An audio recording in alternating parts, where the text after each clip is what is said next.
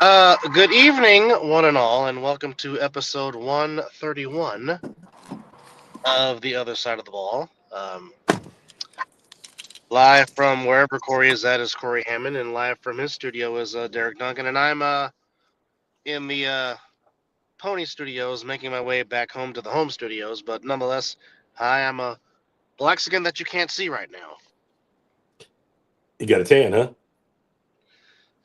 Something like that, or trying to anyway, but hopefully everyone had a very good Easter or Resurrection Sunday, however you spent 420. Hope you enjoyed it, as we are back to business. Now, there is a discretion announcement that has to be made. Now, if Derek, you want to make that announcement, or if you want me to do it, I can. But there's been a slight change of plans here in Nevada for Week 6 this upcoming Sunday. So Oh, please, please take out your pen and pad, and please take some notes, boys and girls.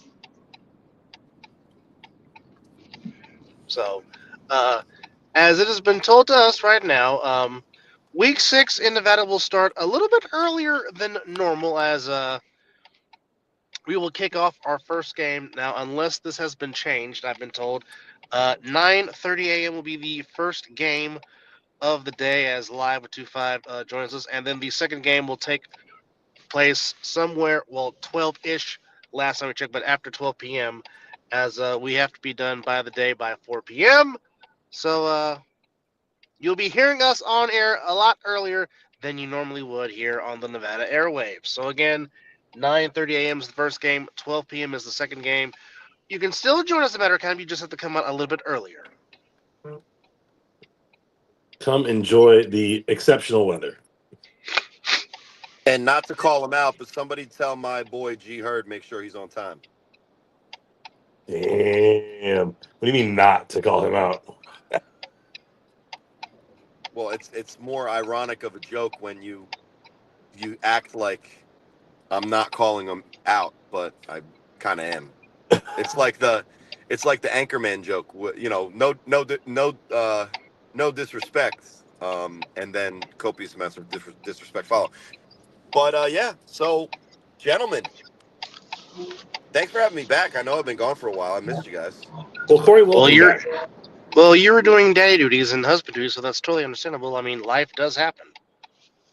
Yes, and also had a knee injury. Had a I became too old for 37U, and last week not as great of an excuse, but we digress. Now, I think that we should just jump right into it because I think we have a fun show prepared, and we'll get as many picks having Derek Duncan on.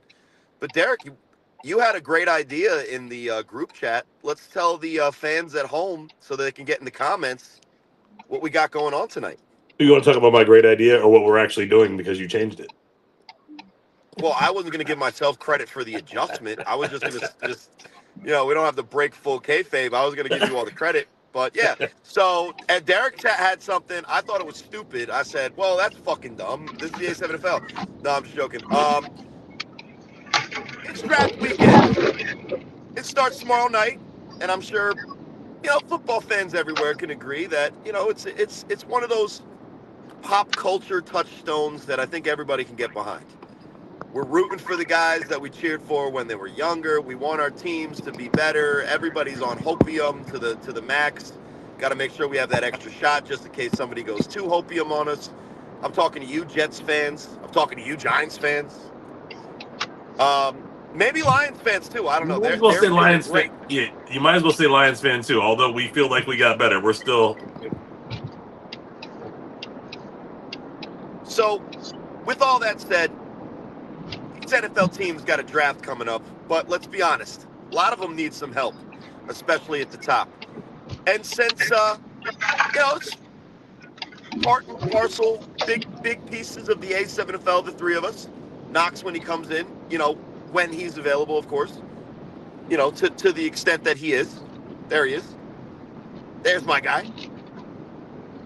Let's do a little draft of some talented players that we may know very well and help fill these rosters out from that league that, seems to struggle a little bit more than ours. Maybe not behind By the the way, scenes hi, Coach production. James. How are you? What's up, Coach JB? Oh, that's a good person to have on, a real GM type, a real team builder. So, gentlemen,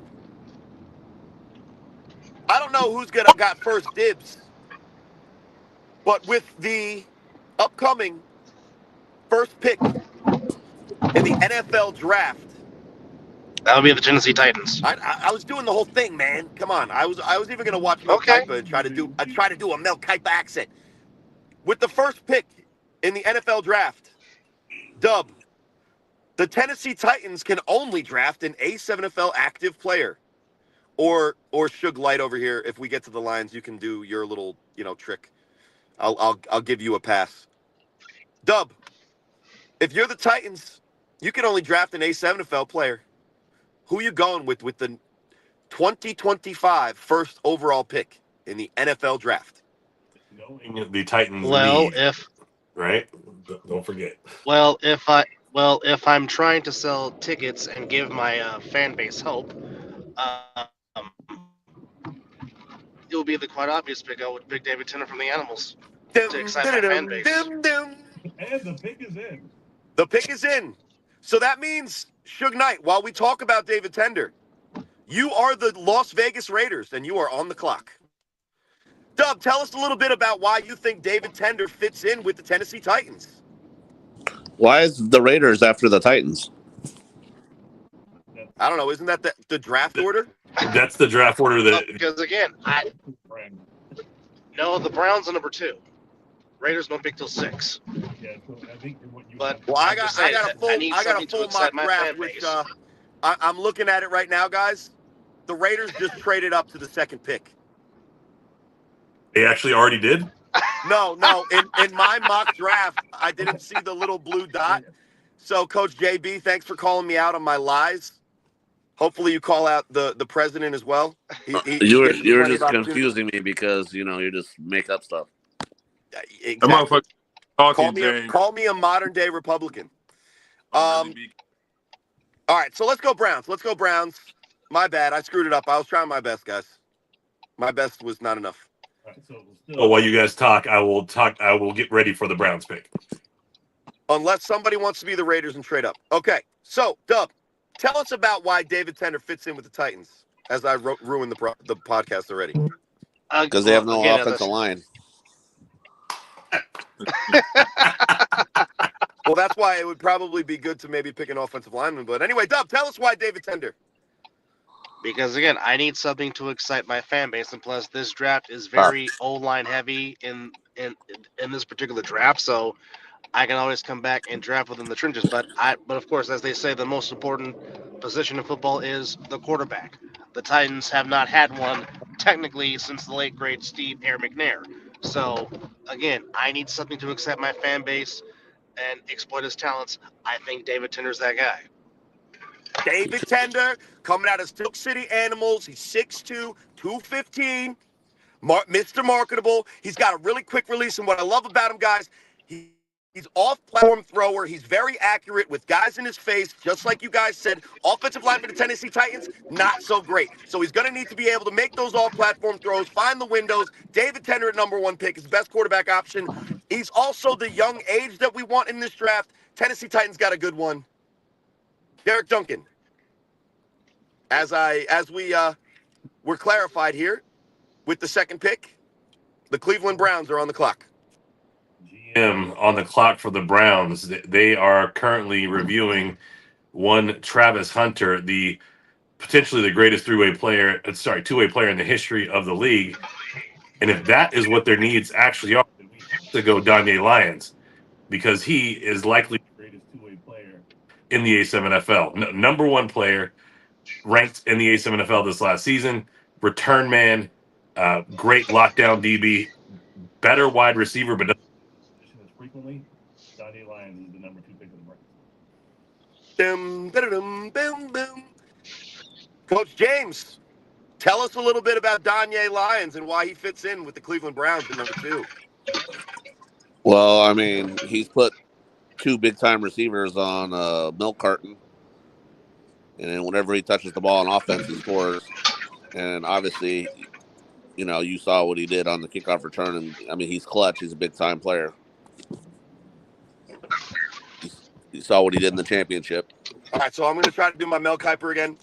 We're talking a 5'9", 5'10", real athletic, do-way player. You got the comp as Travis Hunter. I don't see that comp, Derek. I see him more as let me get my lights on in this stupid car. Hold on, guys.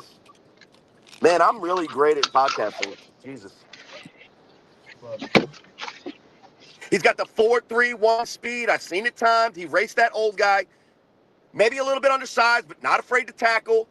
Covers like white on rice. No wide receiver in the A7FL is able to get separation on him. He's even able to lock down a guy like Ashante Worthy. He's got the big play mentality, and in a clutch game, you need a play in the fourth quarter. Danye Lyons, our number 2 pick in the draft, which means, Knox, I just gave you the worst job maybe in professional sports. You are the New York Giants, and you are on the mother-effing clock.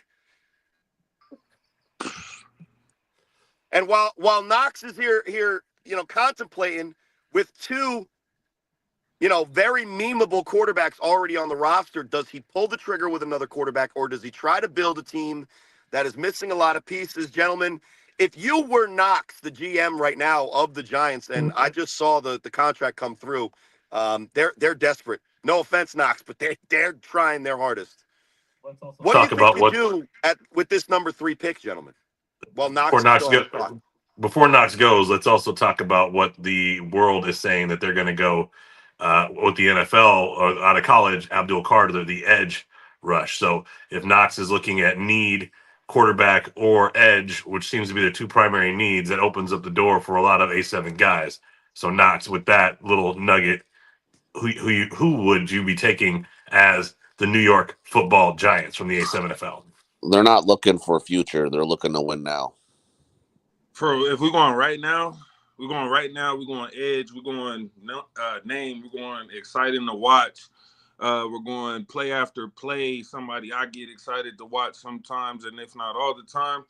I'm going with the rusher, and I'm going AJ. AJ McQuaig. Number 3 off the board.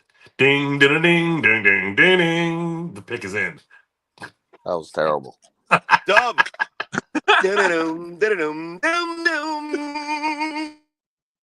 Vibrato in there. Dub, tell us a little bit about the defensive edge rusher from the Insomniacs, AJ McQuaig. 2 years ago, my defensive player of the year, but we won't talk about that. Anyway. Oh, I called Dub out when he was silent. That's all right. I'll take it. AJ McQuaig, 5'10", 205, high motor guy. Actually, I think he's more like 5'11", high motor guy, very strong, runs all day. The man is relentless on his way to the quarterback. He makes everyone on the defense better. Anyone rushing on the other side of him is going to get a single team because AJ is going to get the double team, or people are going to have to put focus on him. His one weakness is break and contain, and people get to the outside with him because he's hell-bent on getting the man with the football, which is a tenacity that you like at the position, but sometimes can be taken advantage of by the more mobile quarterbacks. But AJ McQuaig, likely the best defensive end available in this draft, goes number 3 to the New York Football Giants.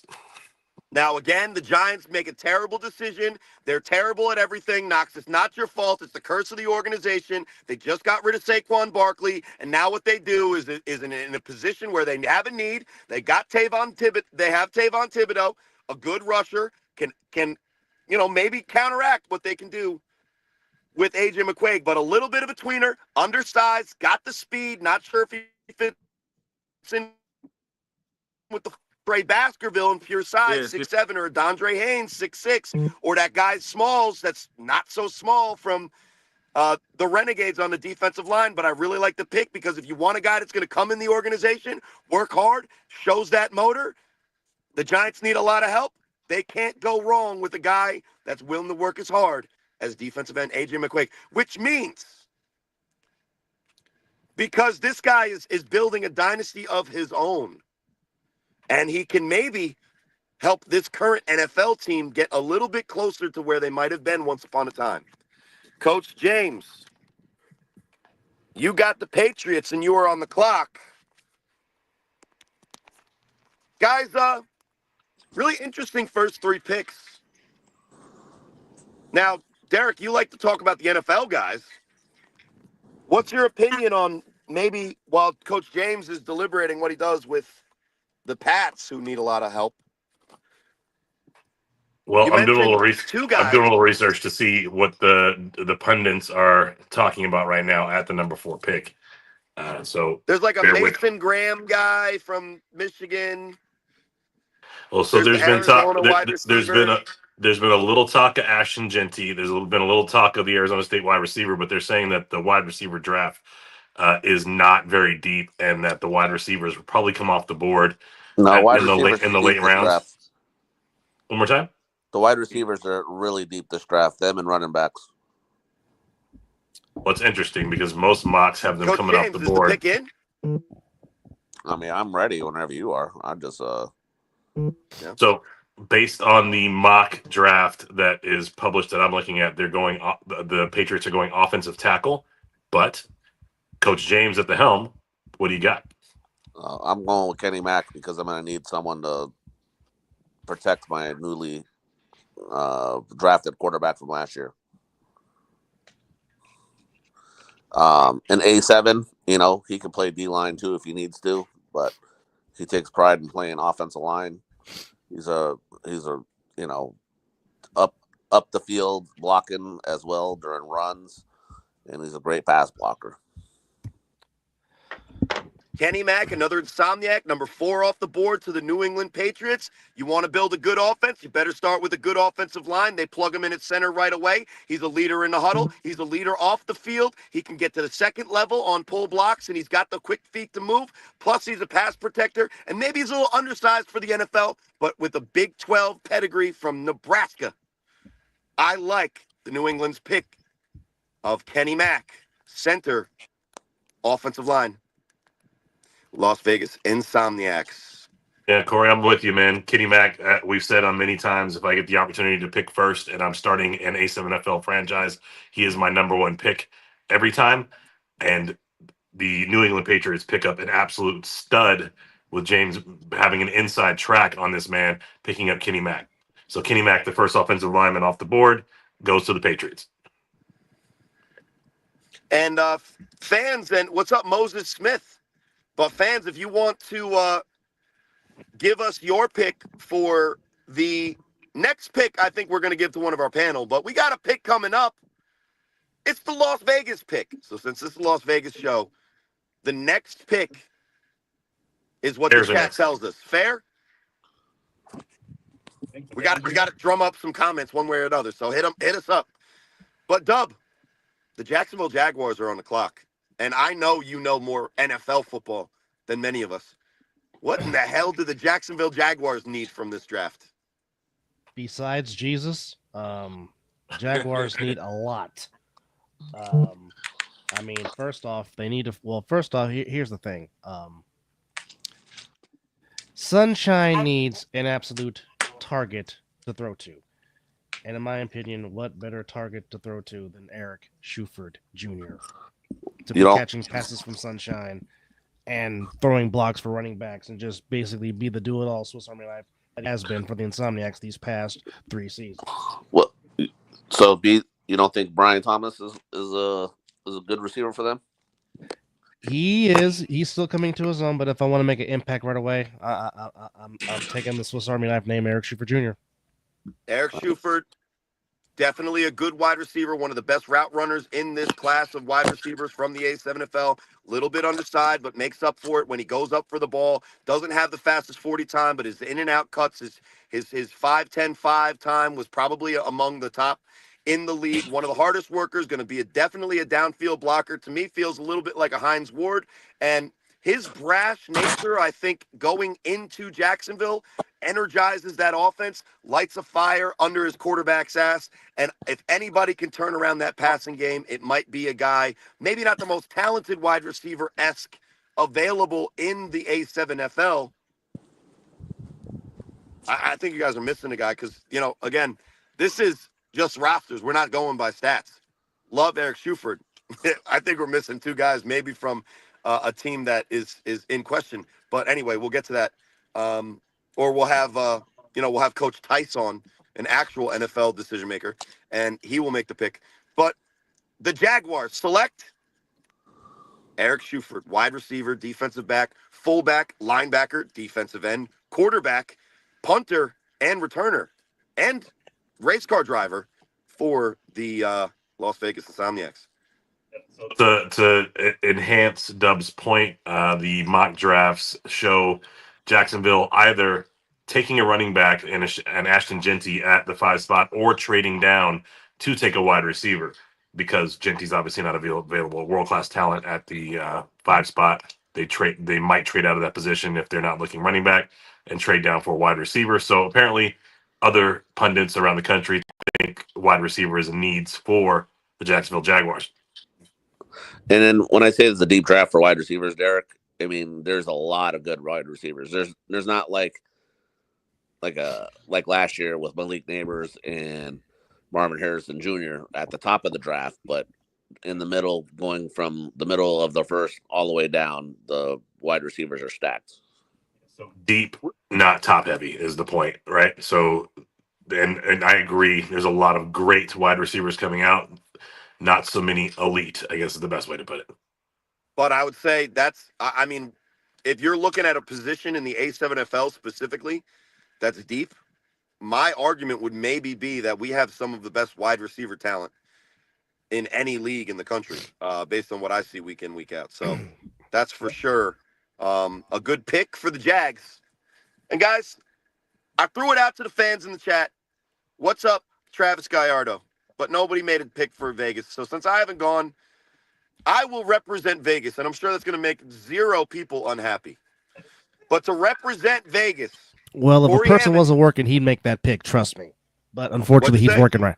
I said if somebody wasn't working right now, he would make that pick. He would make that but pick. I told him in the chat, I told him in the chat to make the pick, and we would have him make the pick even though he's not on, and he didn't answer. So he's probably busy at work right now. Call Corey Hammond Mr. Las Vegas right now, and I will draft. Because, guys, what's up, Will Franklin? Nice hat, by the way. You had people thinking, like, completely sober people thinking that they were some kind of, like slipped something in their Gatorade watching you ref the other night, and it was amazing to watch. Anyway. I'm a fan. I looked at it at first. I was like, what? But I'm going to say it added something to the broadcast. I'm not going to lie. So you always knew where the white hat was. That's for sure. Yeah. Hard to miss. Now, when these NFL teams are in a draft room, there's this question that goes on, and it's even I think in the movie Draft Day, right, guys? It's need or best available, right? Correct. And if you're Las Vegas Raiders, correct me if I'm wrong, they're not going to be fixed with one player at the top of the draft at one position. They got a lot going on. Am I right?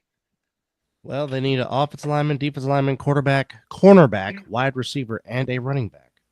Well, running back, they have none on the roster at all. Yeah, so listen, there's a lot of ways that the Vegas Raiders need to go. But if they're sitting here at number 6 in the draft and they got to pick an A7FL player, I think what they need to do is just get the best available. And, guys, we all saw it. Mike Tice was standing right there. We all know who it is. If we're talking best available player in the A7FL right now, among a lot of great players, don't get me wrong. Don't get it twisted. But maybe this guy could plug in a couple of holes. Because his name's Mark Bagway. I don't even know what team to say he's on. According to KWAC, he's BIC. According to Coach James, that's illegal. I didn't say it was illegal. I'm just joking. I'm making a bullshit-ass joke. All right? I didn't say it was I shouldn't have even used your name. But Thank you know you. that people were belly aching because everybody is belly aches at different times. Mostly Richie Agosto. Shout out to my guy. But the Raiders. Well, they could They use a got to select quarterback. Mark Bagway. They Wide could use a receiver, quarterback. and- Shit, he's probably a better offensive line option than some of the guys they got. And Mark Bagway will at least, with their limitations at offensive line, will get busy. And, I think he's probably more elusive than I think you put him. I think you put him. If we were being honest, we put him at his best Quarterback. available position. And I don't know if he steps into an NFL huddle right now and runs an NFL offense 100%. But I know that if you go tell him to run routes on guys, 6'3" and a half, 6'4", 220 pounds, easy, smooth, 4.3, 4.4 speed, can go up and catch a ball, and his athleticism is second to none, especially in our league. You put him at wide receiver. Geno Smith can throw for 1,000 yards, in a couple of games with him, and you know we say more prayers down the list of the draft because the Vegas Raiders they're not getting a solution with the number 6 pick and just the number 6 pick. So I'm gonna go Mark Bagway, guys. Am I wrong? Am I representing Vegas well here? I mean, I think I like the pick no matter what, but I mean, not at wide receiver. I mean, the dude is an Listen, absolute playmaker, yeah, and I want the ball in his hand all the time. I think like minds or great minds can disagree a little bit on that. But if you put him in at quarterback and you gave him a full offseason to figure it out, I don't know if he'd make the Super Bowl or anything, but he'd make some fucking highlight plays, that's for sure. I mean, he'd be Lamar Jackson, right? And he'd I basically don't know. unstoppable once he breaks loose. I think anybody that's ever and James is no stranger. Anybody that's ever stepped foot in an 11-on-11 huddle, and it's the Dunning-Kruger effect. I think anybody that knows enough about quarterback knows how hard it is to step into that room and be able to function at all with that type of situation going on.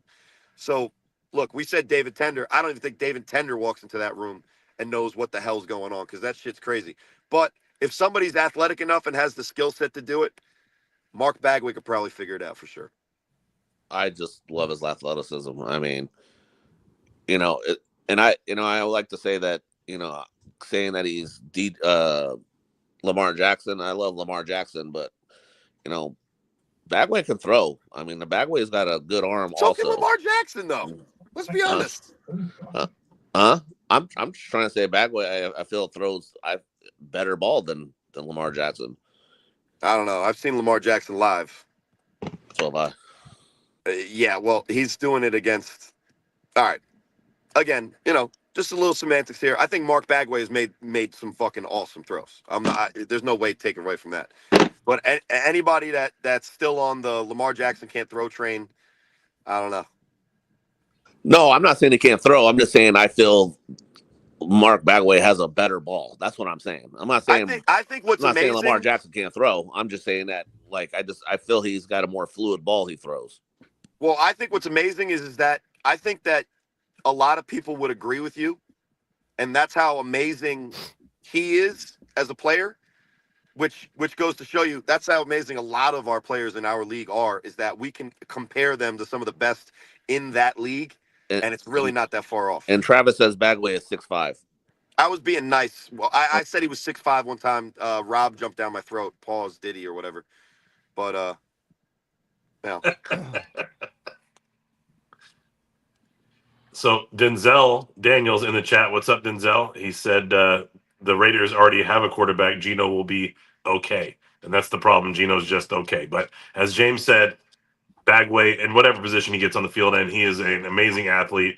Throws a great ball. Maybe he becomes a what's the tight end out of New Orleans who can't stay healthy right now?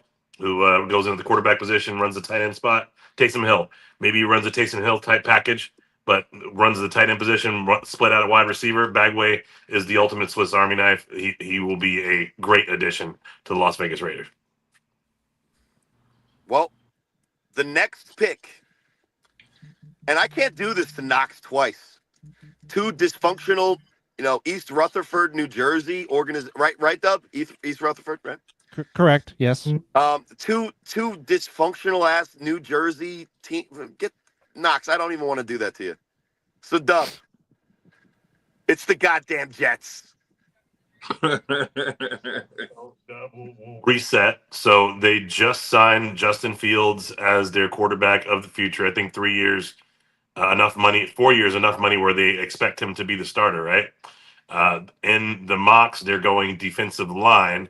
However, we know they have needs on the offensive side of the ball as well. They're supposed to be one of the better defenses in the league, and they always look to enhance that through the draft. But Dub, GM of the New York Football Jets, or who do you got?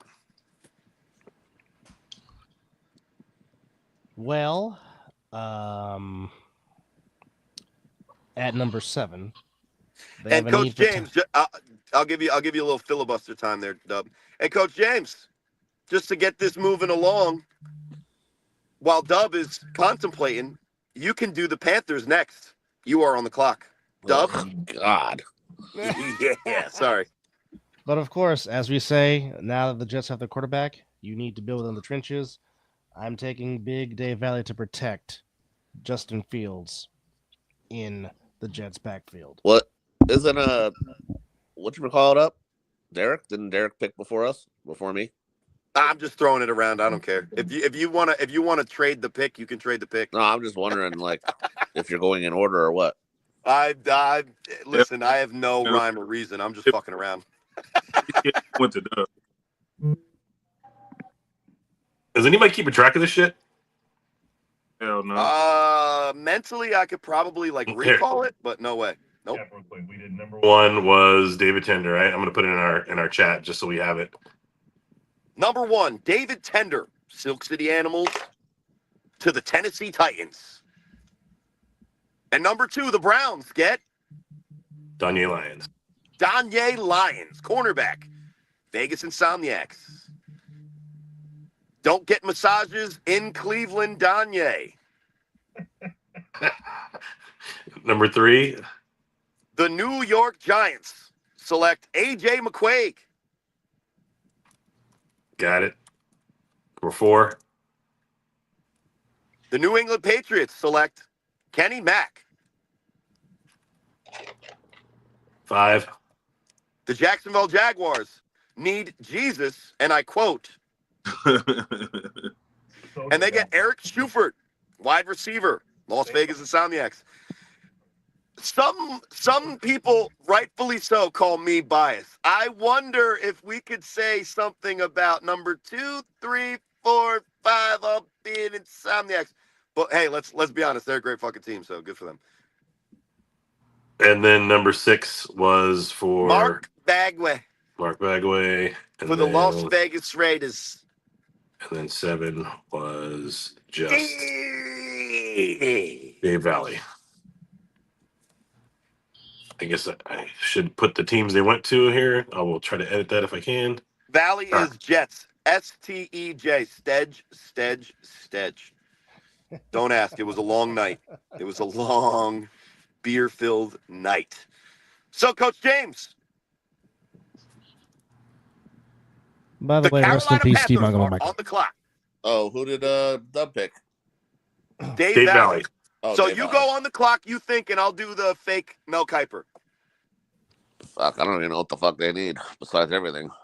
All right. New York According Jets, to they need a lot. They lose a lot in the offseason. Aaron Rodgers gone. They need a new quarterback. They feel good with Justin Fields. How do we protect the young player? We get a great offensive lineman, a little bit shaken up in the 2025 A7FL season. We expect to see him back for the playoffs. Dave Valley may be the rookie of the year in last year's season.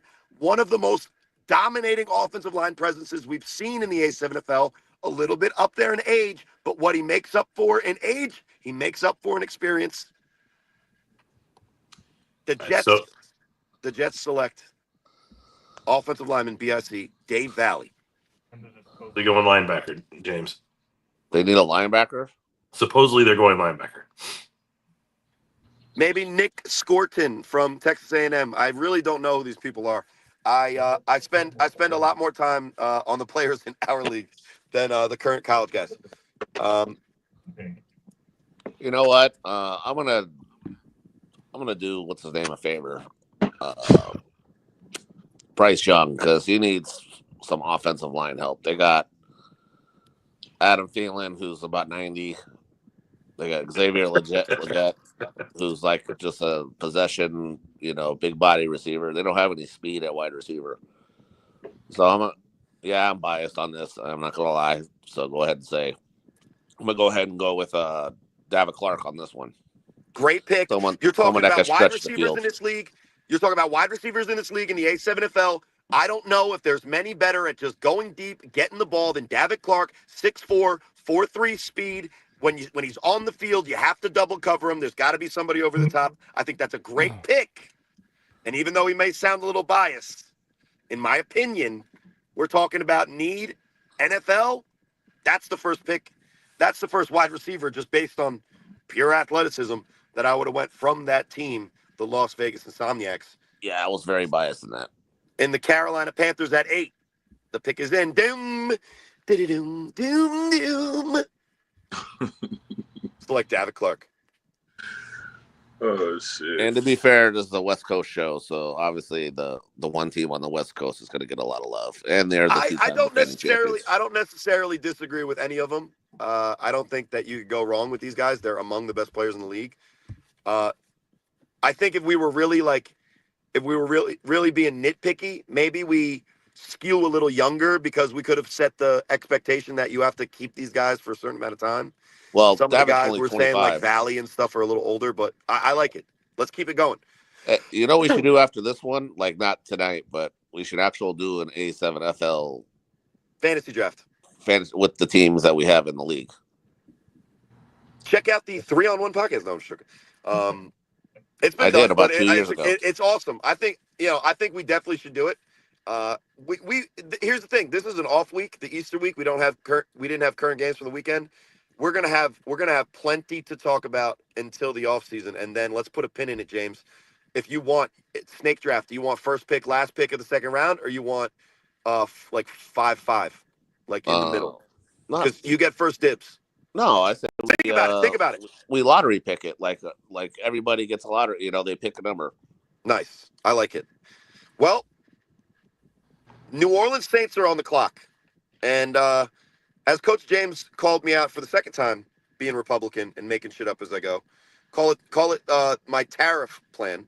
I'm just throwing shit at the wall, and whatever happens, happens. So, does anybody want to take the New Orleans Saints at pick 9? Hey, what they need, Derek? Quarterback, edge, Everything. offensive lineman, and a cornerback. Yeah, a lot of these early picks, I don't think you can go wrong with just going best available. I think out of all the teams, you know, at least the Jets are fuck ups and the Giants are fuck ups, but they got talent on the team. I think the Saints have they're the one team that needs like fucking everything. Yeah, the Raiders are pretty bad, man. The Raiders, those poor bastards. Anyway, so Knox, you want to take those Saints? Yeah, I'll take them. So all right, we're gonna bullshit a little bit to give you a little time to think about it. Just give us the sounder, the dum when you're ready. Guys, I think with best available guys on the board, Dub, we're gonna go with a Dub. We're the Dub top 50. Who do you have at the top of your Dub's best available as Knox is pondering who the Saints will actually choose with the 9th selection? I'm sorry, go ahead, Dub. Nope, James, go. You stole it. Nice. Either way, you know, they got a ton of fucking needs that they need, but the one thing that you can't do without anything is a quarterback. And if there's one quarterback that you can have out there that can get some, you know, distance with the bad offensive line and throw the ball, you want to go probably with Sterry, as Jason, one of my coaches, has said in the chat. Sterry's a good pick for them. Mm-hmm. Because he could be running for his life until they get somewhere offensive line. I think Sterry is definitely in the best available. I also have to go with a running back. Probably the first off the board, RTC, Anthony Wilkerson. You don't normally draft a running back this high, but if you're going best available, he's one of the best prospects still left on the board. We got Ashante Worthy if you're looking for a playmaker. Some of the offensive line depth, I think, shrinks as we go down, but even you could look at guys that play that dual threat role on the edge, and the Renegades, with their size and strength so far this season, have some interesting options up front. But Knox, is the pick in for the New Orleans Saints? Yeah, I don't even know if you heard me, but I had already said it, and I said it kind of like in the process of when James said it, but I was going to go with Sterry.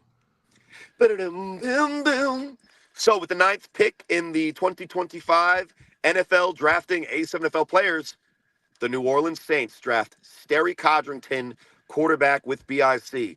So we're talking about in college, we're talking about a guy who played defensive secondary, has the speed, electrifying speed, 4.2 speed. We're talking about runs out of the building as soon as he gets an opening.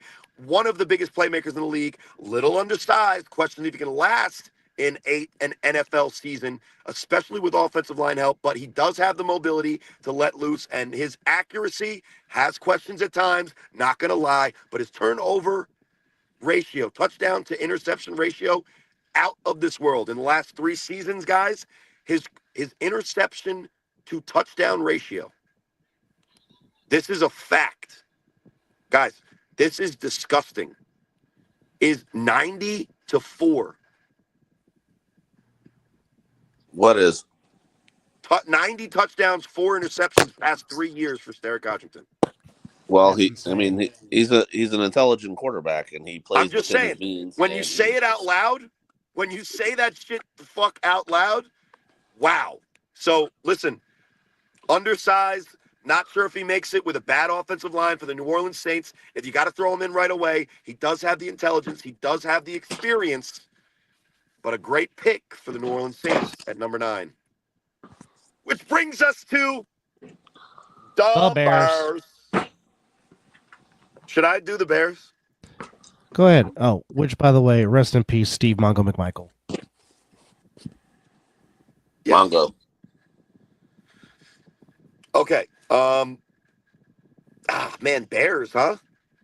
Yes, You know their what? needs are Listen. offensive tackle, edge rusher, running back, and defensive line. Yeah.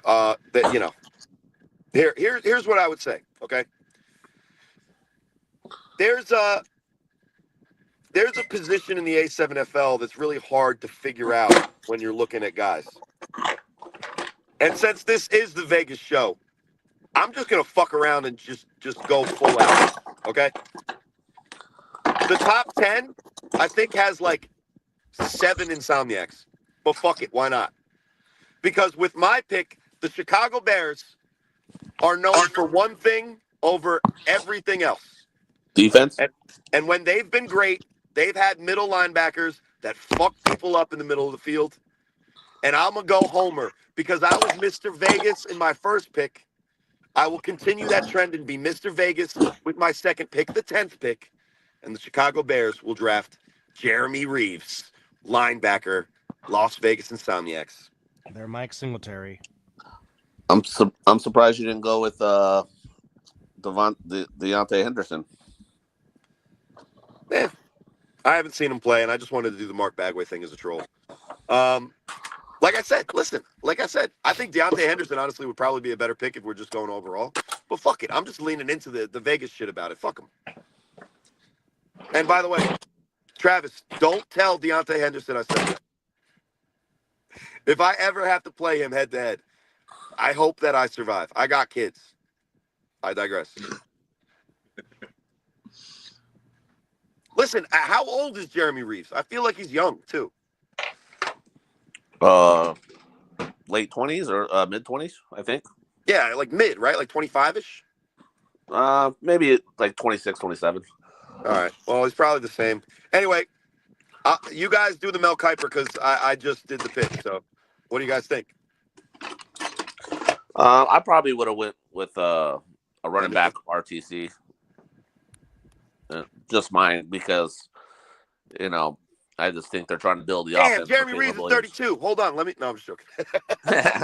I just feel they're trying to build that offense for Caleb Williams. Man, fuck him. He's got fucking his nails painted. That's what he cares about more than actually playing winning football. But anyway, when we're talking about the Bears, I need defense. I need a hard-nosed guy in the middle of the field that's going to make playing in the AFC North the black and blue division once again. And listen, if I knew he was 32, maybe I do go, you're good. I don't think he watches this show. Well, you also know him, so don't tell him, Travis. I probably would have to play him a lot more likely than I would have to play Jeremy Reeves. But anyway, what I like about Reeves is that he actually does play the position in the A7FL the way a linebacker would play with pads on and a helmet. Because there's a lot of guys in our league that shy away from the contact in the middle of the field. They don't plug the hole. They don't fill. They don't do their job. And if I'm the Chicago Bears and I want to start winning football games, defense wins championships. The middle of the field, if you own it, you got a chance. And for me, Deontay Henderson is probably a really good pick here if I want to go linebacker. But like I said, I'm leaning all the way into fucking Mr. Vegas. Call me Mr. Vegas, Corey Hammond, Jeremy Reeves, linebacker, Insomniacs.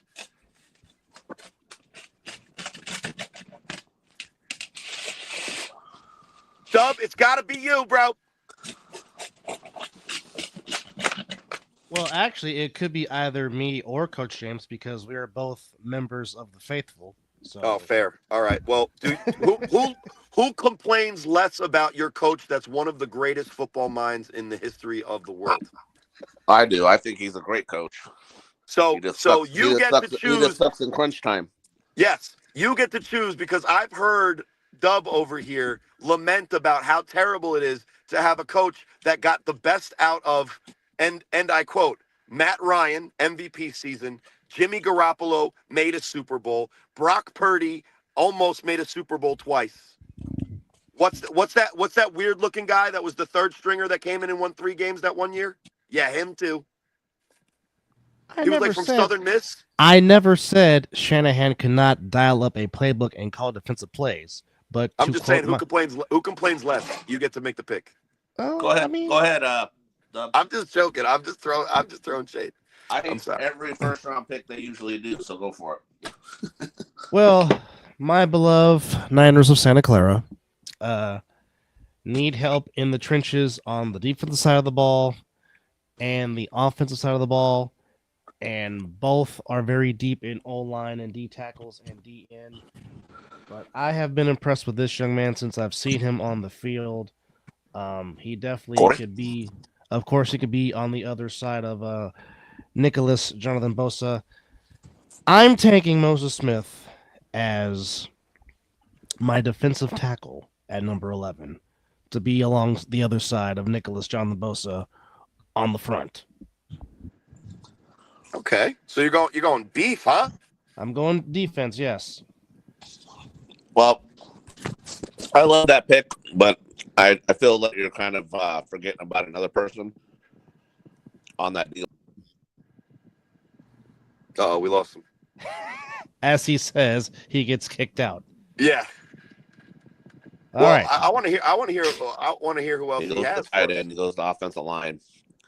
I probably have an idea. Can do what he do for all of us too. Would be Cunningham. I thought about Chris. Listen, Chris Cunningham in the only game that I saw him, he's a very sneaky, really good football player. And if he's in the trench, like with his size and his length, I think that he could do a lot of things, but I don't know if he fits in at D tackle. He's definitely not that robust, as far as I remember. I don't know if he's gotten into like some McFlurries since. No. I was saying that he does play both ends. I mean, he made his pick, which is fine. I'm just saying that. Yeah, no. Look, Chris Cunningham is one of the Coach James best available that's left. And I think the only thing that's right to do is because, listen, I said Dub has to pick for the Niners, and then Dub offered it to Coach James. But since Coach James also a Niner fan, it only makes sense that you make our next pick, because if you're a Niner fan, you love this team. Number 12, the Dallas Cowboys. Well, they need this more than anything. They need a running back, and I'm going the Arlington Cowboys. Bro, this is such a Dallas Cowboys pick too. It's not a bad pick either, but this is a Dallas Cowboys pick. Go ahead, Coach James. Ba-da-doom, boom, boom. RTC. Anthony Wilkerson. Look, Jerry Jones wants a star. He found his guy. Getting the Chick-fil-A sponsorship is huge. Getting the running back at 12. Listen, this is where you pick a running back. And what guy to better take off the load of Dak Prescott having to be all of the offense than a guy that you can give the ball 25 times in a no-padded championship league, full contact, get 160 yards, and score the game-winning touchdown. not a better available running back to pick if you want to go that route. And Coach James, all Dallas Cowboys fans should thank you because, listen, as a Niners fan, you could have just picked the worst player in the league and had him stuck with him. I got to be realistic, dude. I can't be. Listen, I can talk you shit could have about went him. two I just ways. can't be unrealistic. You could have went Homer for your NFL team, or you would have went Homer for the guy in your backfield. Maybe the best overall rating of any position based on their competition at the position in the league. And what I mean to say is, when you look at running backs around the league, there's a lot of good ones. None in their current form, to me, even come close to the type of effectiveness that RTC can bring when he's 100% dialed in and locked in for a game.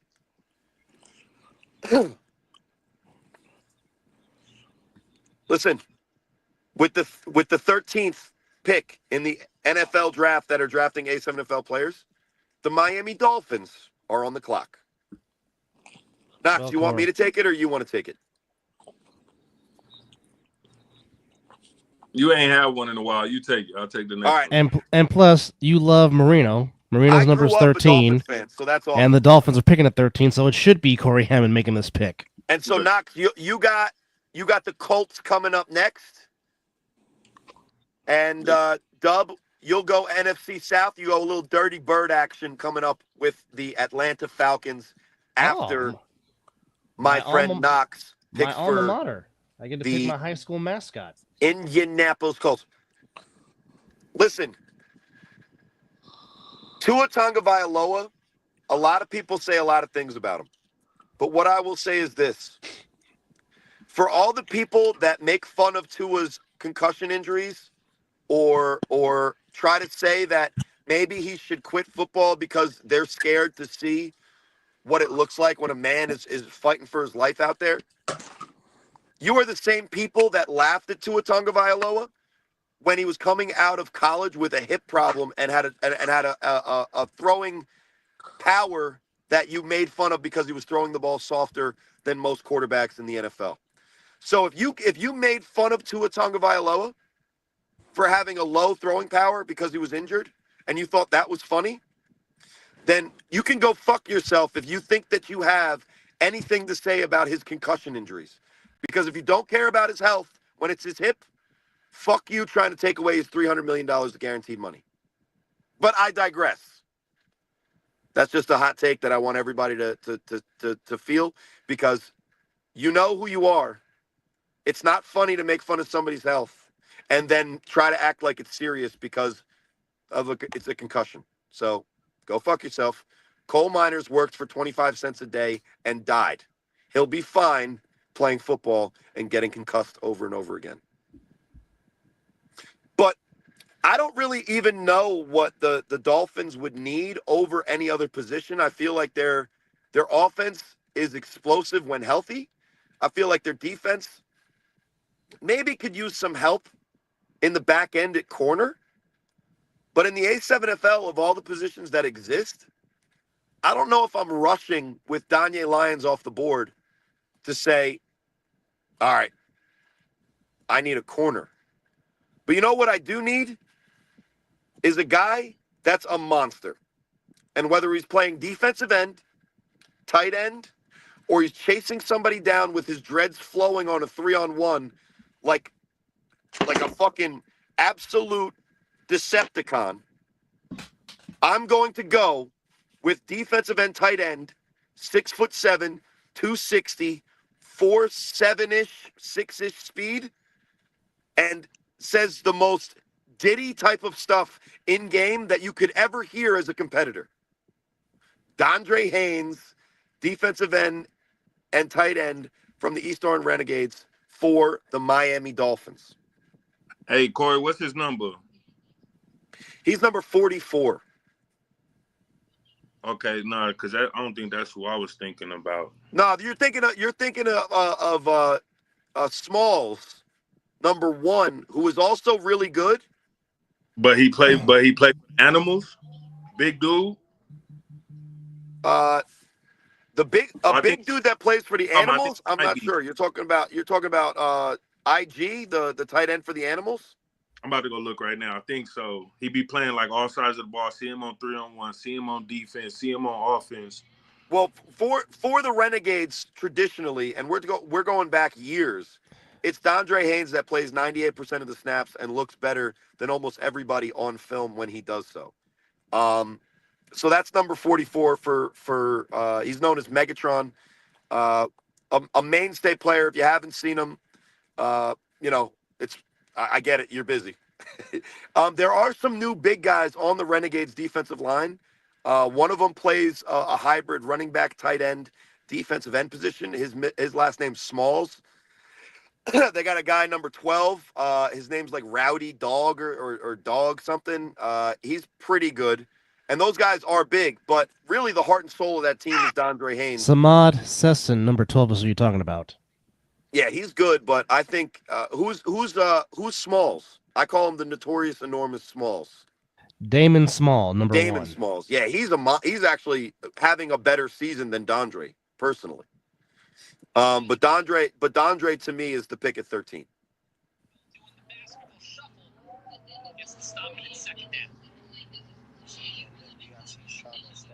All right, I'll do the Mel Kiper, and then Now, what? Give me the name again, Corey. what? Dondre Haynes? Yes, so I can type it. Yes. What? Yeah, Megatron. Megatron. You guys don't know Megatron? I know a lot of Megatrons, including the Okay. Decepticons leader. The dude I'm talking about, yeah, he played for the Renegades. With the long dreads, right? Yeah. Big Yeah, dude. that's who we're talking about. Yeah, so that's who we're talking about. I So we're had on to the same go. page, Knox. You know, Yeah, I had to go look at it. I had to go look. he's the guy who stiff arms people's faces into the ground like they're basketballs, and he's playing a different sport. He's the guy that goes up and catches, for me specifically. Together, Damon Smalls went to Bayonne. Nice. Oh, really? Gallardo, that's awesome. Yeah, he's good too. But for the Dolphins, they get a 6'7", 260-pound, absolute motor of a beast, says the weirdest Diddy type stuff in game, in competition, throws you off guard. He's huge. He plays easy. He can catch the ball when it's in the air. He can make the tackle on the fastest of quarterbacks. And the number 13 pick in this year's draft, the Dolphins get much needed help wherever they put him because he's 6'7". Some might even say 6'7". Live with 2-5. You got the Colts. Who they? I should have really. And Hold for the on. Colts needs, they need offensive guard, tight end, defensive tackle, and linebacker. Yeah, they also need a quarterback because apparently the guy that they drafted from Florida quits mid-game because he gets tired in the middle of a drive. So maybe think about that too, because that's troublesome. I don't think that's a future there. Just saying. I don't know. Hey, Dub, you said they need what? Colts needs are offensive guard, tight end, defensive tackle, and linebacker.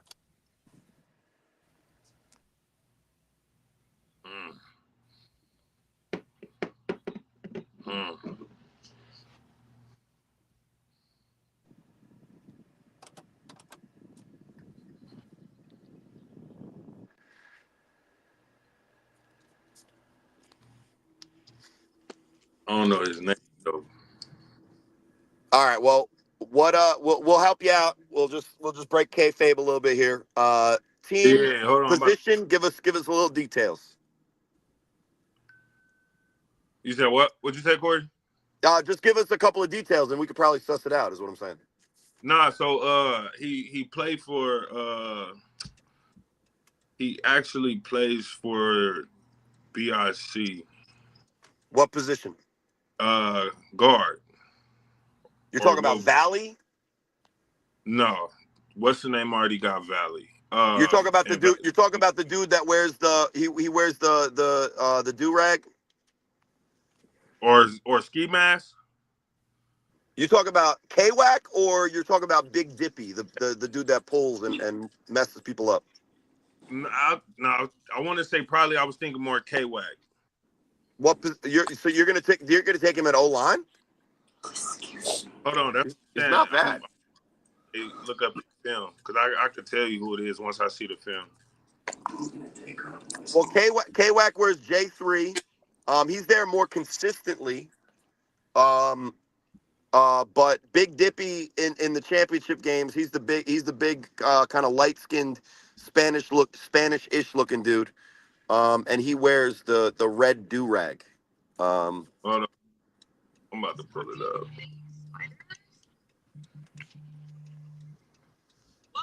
Two seconds, my bad. All right, so while you do that, and I drive to 7-Eleven for my wife, she says go get cigarettes. That's disgusting. Just a disclaimer: cigarettes do cause cancer. Everyone listening, that's horrible. Don't do it. Corey, Shout outs to nicotine who's number 11? on BIC. Bone? Okay, nah, not him. Yeah, Bone is the Maryland guy from BIC, and he wears 11. He's the dude. He's the dude that tackled Huff in that highlight and then lifted him off the ground and then pile drived him. That's Bone.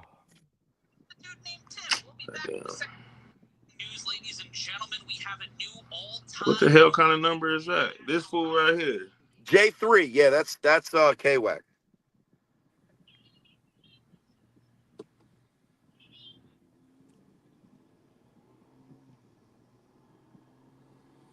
All right. While Knox figures out his pick, he's still got some time left on the clock, so we'll give him some time. Dub, give us some of your best available. I'm going. Dub, who is this?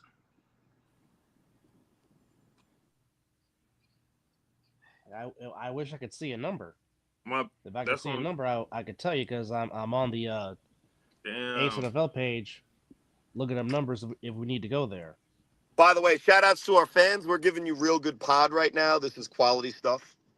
I gotta take responsibility. I'm terrible at podding tonight, but you guys are picking up the slack for me. But anyway, continue. Let's see, best available. Ole Bell's still available. Obviously, Chris Cunningham's still available. Chris McWilliams still available. Darren Palmer's still available. Kason Campbell's still available. Derek Johnson, number 76, Patterson U, offensive lineman, still available. I would say, guys, having one of the best seasons of his career, and he's splitting time and still blowing up the stats. Kevin White.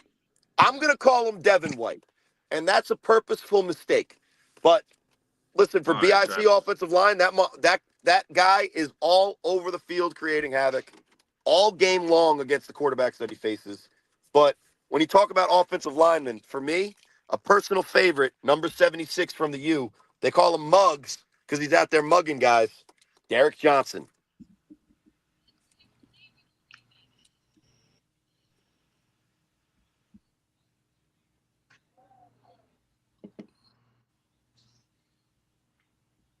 So is that who are we going with at number 14? And Travis Gallardo is confirming that it is K-Wack. I was driving, so I couldn't look at the screen, but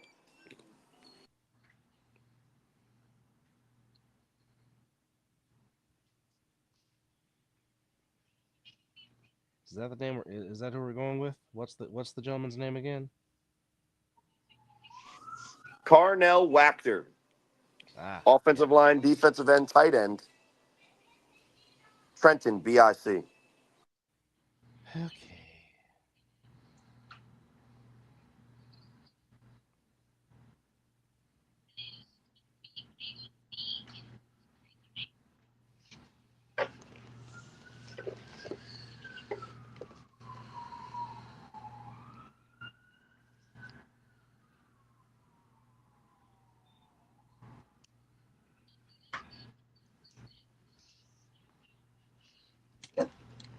All right. Since it is on me, and I'm picking my alma mater, the Falcons. I'll make it real quick because the Falcons only really have two needs, which is defensive tackle and center.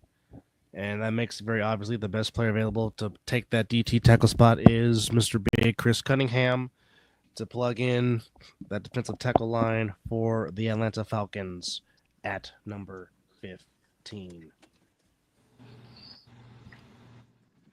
So Atlanta Falcons go another hybrid, maybe undersized defensive lineman from the Las Vegas Insomniacs. Chris Cunningham is an absolute football player, but drafting him to play defensive tackle in the Falcons 3-4 scheme. Not sure if he's going to be able to play that 3 technique, but he's a great football player, definitely fits into the organization, and he's going to make a way and find a way to make plays on Sundays in the ATL. Which brings us to our next pick. Somebody go get your toddler. He's running around with your cell phone. Oh, no, that's Kyler Murray. And the Arizona Cardinals are on the clock. Coach James, can you help us, or are you currently indisposed?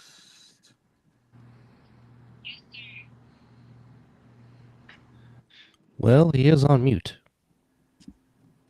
All right, well, I'm still driving, but I could do 2 things at once.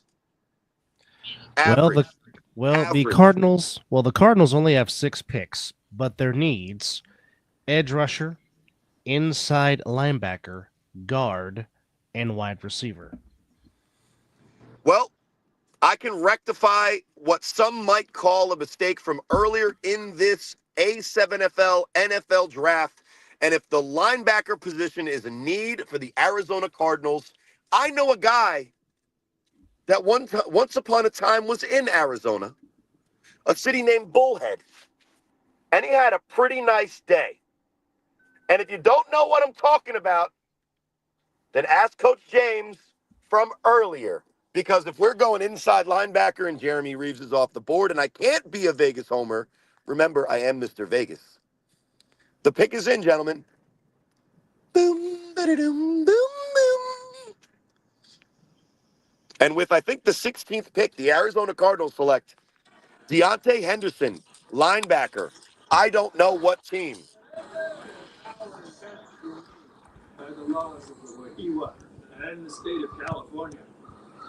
Who are we on? Sorry, I had to take a call. Oh, no problem. We just picked for the Cardinals at 16, which means, Coach James, you got a pretty good quarterback in Joe Burrow, pretty good wide receiver core, but you have the 17th pick with the Cincinnati Bengals, and you are on the clock. Well, all of their needs are defensive: cornerback, safety, interior, offensive lineman. Some Dub would say their defensive needs are actually so bad they're offensive, even though they are defensive as well. You know what? I'm gonna be another homer on this one and give him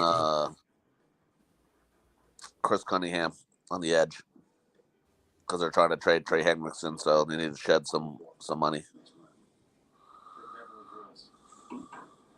Well, I'm sad to say that Chris Cunningham is an Atlanta Falcon. Yeah, Oh, did I miss that? Yeah, you had to trade up to get him. Oh, so I didn't know. You guys told me who I was at.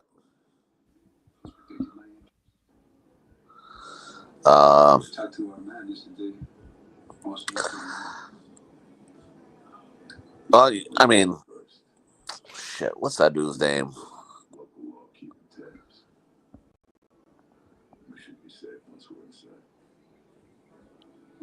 Actually, you know what? Let me think about this because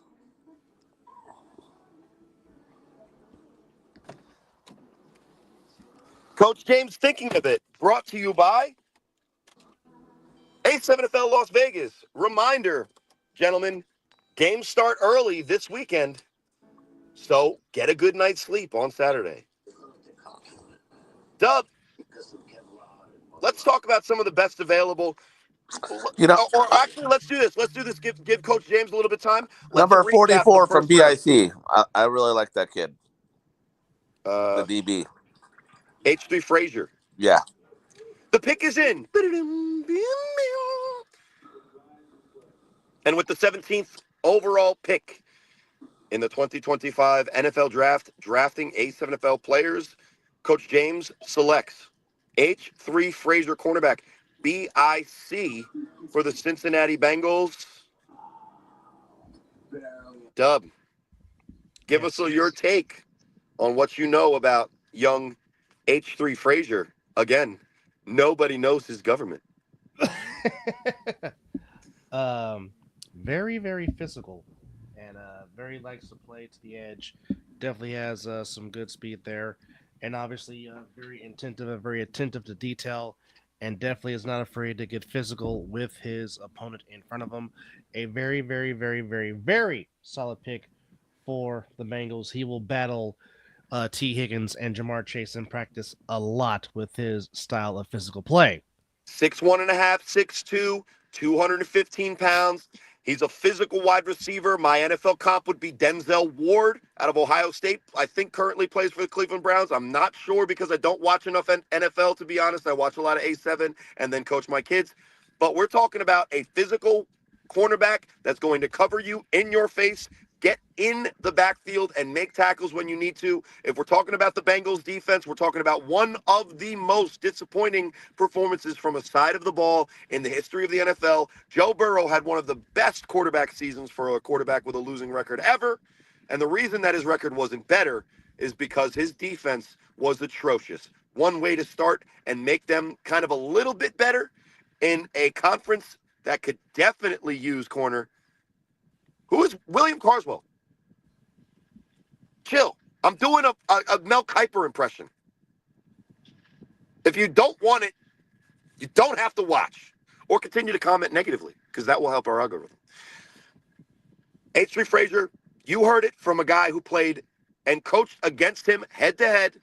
Coach James picks a corner that can do a lot, and he's going to help the Bengals in a secondary and a defense that is absolutely atrocious last year. Good pick from the general manager for the Las Vegas Insomniacs. Which brings us to the number 18 pick. The Seattle Seahawks are on the clock. Dub. Say that again, sir. Seattle Seahawks are on the clock. Oh, the Seahawks. Well, No, yes. those bastards. My division rival. But now that they do not have Geno Smith, the quarterback, they're going in a direction. But some would say that they need to go with a safety or an interior offensive lineman. But of course, game is won in the trenches. And this may sound like I am a homer, but I am not. But again, I'm going to take the Big Oos, Big West, to protect my quarterback and lead blocks for Kenneth Walker Jr. in the backfield. Now, there's other offensive linemen on the board here. I would have went and maybe a Derek Johnson, 6'6", 320 pounds, can get out and move. But when you're talking about a solid offensive line pick, especially for a guard position, you're looking for a guy that's maybe not the biggest of the big as you would want from an offensive tackle. But if you're looking for interior lineman, Oos is as technically sound as can be found, especially with the two top offensive linemen off the board. Dub goes with a solid pick in Oos. What's his government? Wesley. Wesley. Or I always like to call him Big Wes. Amanalabalavovala is his last name. And that's a phonetic pronunciation. No, I honestly don't remember what it is. Oh, that's, yeah. So it's a lot easier than that. But anyway, the Big Oos. Dub, look at that list. Tell me how many Insomniacs. Vegas, don't ever call me a homer ever again. Just don't. Okay, hold on. We have, let's see here.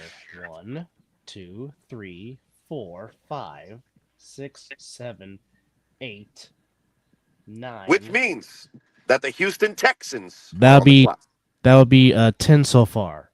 10 out of the top 18 players in the league. Okay. All right, interesting. That's a full side. That's a full side of the ball and 3 other guys. So that's interesting.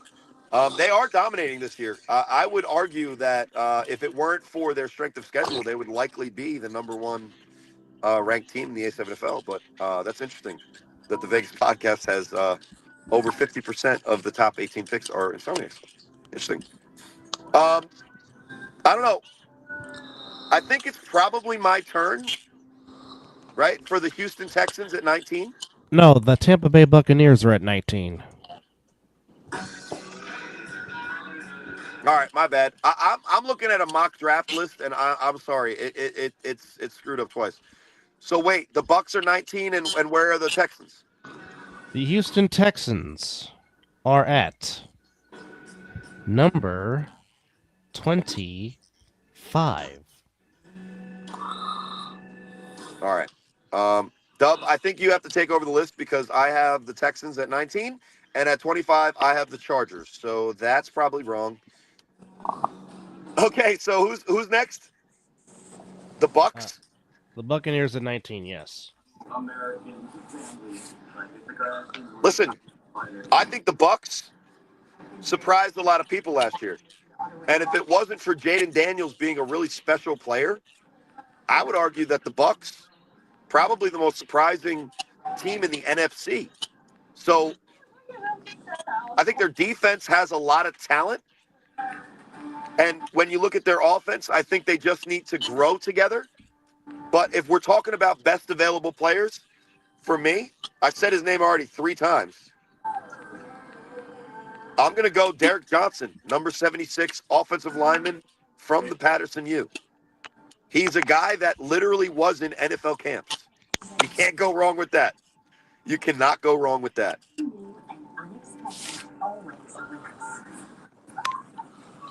All right.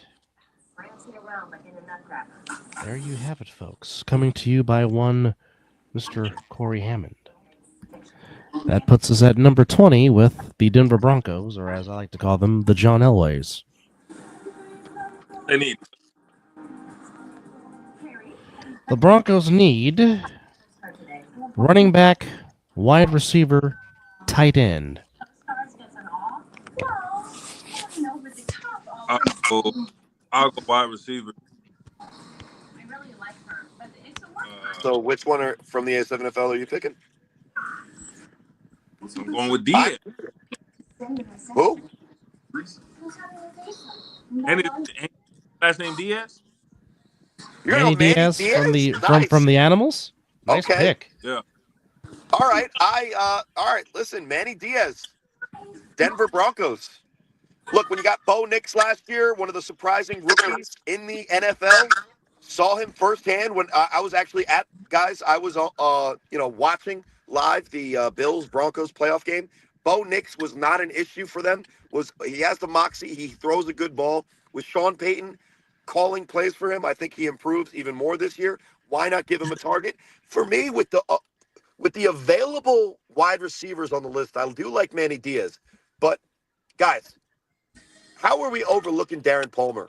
And no disrespect, I think that Darren Palmer, if you're going wide receiver here, has to be the pick. But for the Broncos, maybe they're taking a reach here. They like the 4-touchdown performance last weekend against BIC.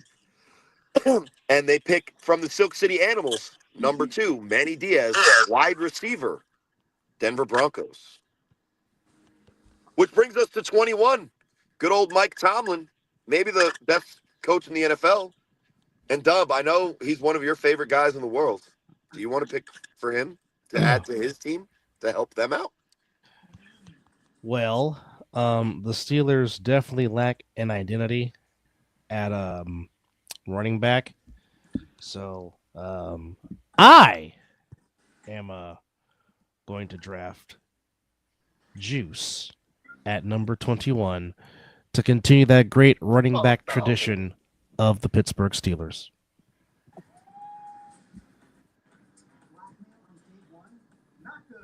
Another reach, backup running back for the Insomniacs. Can't even pick another starter in the Vegas division. Can't pick a starter from anywhere else in the A7FL. Juice is a talented running back for me. 2nd or 3rd round grade here. I think it's a reach. And how many Insomniacs is that now? That would be 11. Good. Okay. Now, pick 22. San Diego Chargers and John Harbaugh. Coach James. Inglewood. John coaches in Baltimore. It's Jim. Oh, I said John. My bad. It's Captain Comeback, Jim Harbaugh. I know. My bad. I screwed it up though. I'm trying to do the voice and I'm missing the couple letters there. I'm doing Logo Davis. Ooh, another best available. Listen. Well, they need a wide receiver. They only have Yeah, if they Lad need a McConkey. position, if they need a position, drafting Logo Davis for it is probably good. Not gonna lie, I saw him falling. He's one of those guys. You know, you Logo Davis has the exceptional hands, great route running ability, one of the pound for pound strongest players in the A7FL. You put him at wide receiver, he can play the slot, he can play the outside, he can block for you. You can put him on the jet sweep and you hand the ball off to him. Justin Herbert, if he wants to make plays down the field, he's got a guy that can go up and make Odell Beckham style catches. And if Jim Harbaugh wants to fuck around, I bet you Logo Davis has a better shot of being an elite two-way player than fucking, Nepo baby by proxy, Travis Hunter. Don't ever tell me he deserved his number retired at Colorado. He went 13-12 in the school and won a Heisman Trophy, ladies and gentlemen, because of downs played was a stat. So awesome pick for the Broncos here in our fictional world. But I just wanted to throw shade at the idea that Travis Hunter is a two-way player in the NFL. So that brings us to the frozen tundra of the Green Bay Packers. Dub, am I correct or am I talking out of my Republican ass again? Lion. No, you're right. I ain't Packers no at 23. Corey. Yes, sir. How long you been one of those? No, I'm saying that when I make a mistake and speak incorrectly and I'm saying something that is obviously not true, Knox, he's definitely not a Republican. I'm doing so because that is what we get from our press secretary, Caroline Levitt, on a daily basis, almost 100% of the time, incorrect and factually false in all of the statements that she makes publicly, Right. which is good for our country. So obviously you missed the last 4 years before that, right? what, she was a DEI hire because you guys don't like melanin in a person's face that you see in a government? Oh my God. Oh my God. Yeah. All right. Well, anyway, yeah, the Supreme Court ruled 9-0 that it was illegal to send the guy, regardless of how we feel about him. And when Caroline Levitt says it was a victory, when her side lost 9-0 in a Supreme Court that has 6 conservative justices, we are in the book 1984. That's what we that's the timeline. All they're going to do is currently bring live in. him back and then deport him to somewhere else. Because by law, that would be a legal thing to do. In 2019, it was ruled by the U.S. courts, which should matter in this country, that if he was deported, it would be anywhere but El Salvador, which is where he currently is residing. And that is a mistake that the administrators has admitted to in court.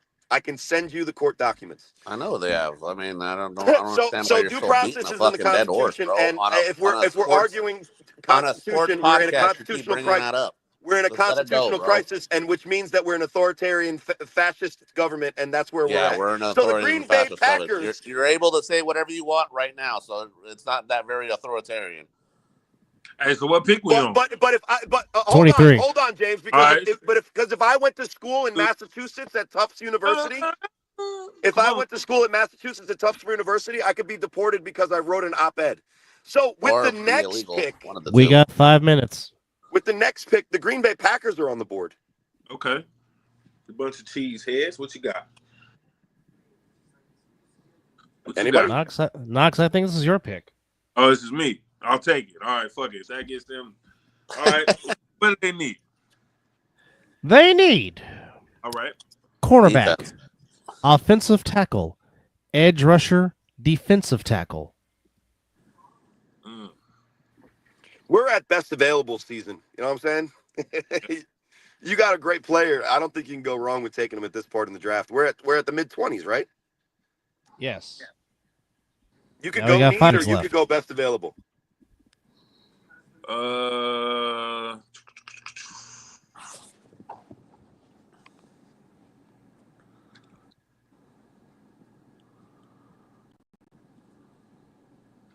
James, what was Prime playing? What's Prime been playing? Kick return, DB, wide receiver, kind of even on both. I Are you think looking I for a D? Are you looking for a DB? yeah. Will Megatron? Yeah. He's been starting more at DB. Yeah. He's going Megatron, William Coswell. Oh, there he is. He's in the chat. Put up his thing. He's laughing. He's like, "Who is it? Me?" Look at him. He just commented. It's crazy how that works. So William Carswell, another Megatron at number 23. There he is. That's him crying. He just got drafted. This is the best day of his life. Oh no, now he's upset that you're upset that you have to move to Wisconsin? Damn, he's like, damn, I gotta play in the cold. In Vegas, when it's 50 and windy, you guys are a little upset. Imagine frozen ass tundra. Jesus. Get that man some Under Armour. Which brings us, maybe we don't finish the first round, gentlemen, but it brings us to the number 24 pick. Another cold weather winter area, the Minnesota Vikings. It is Coach JB's turn to pick. What do they need? Vikings needs guard, defensive tackle, safety, and cornerback.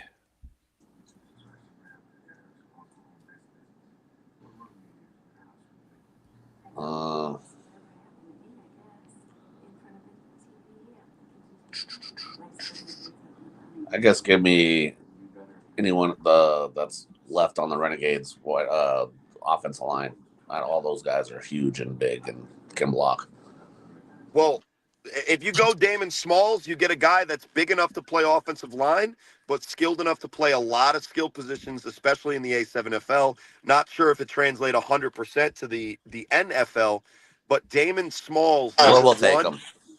He's been making big plays for the Renegades, and that's on the same field as the guy taken earlier in this draft in Dondre Haynes.